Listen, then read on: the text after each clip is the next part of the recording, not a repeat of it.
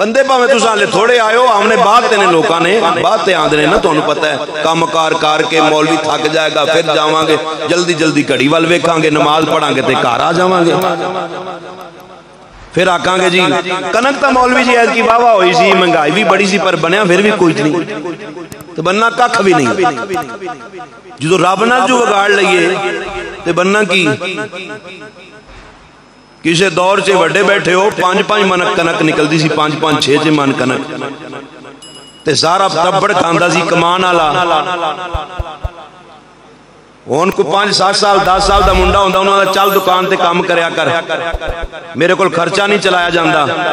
मैं आख्या खर्चे चलते ने, अज भी मालिक चलाते ने, पर मालिक ना ला ते सही ना।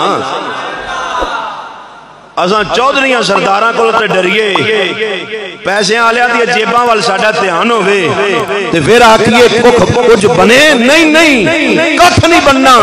इन्हां चौधरियां सरदारां ने 4 कुछ दिन तेनू रुपये दे के बाद ते तेरे दे मत्थे ते मार दियां ने, फलाने वक्त मैं तेनू दिता, फलाने वक्त मैं तेनू दिता। रब आंदा है मेरे दर ते आके मंग तो सही, मंगदा तू जाएगा अता मैं करदा जावांगा।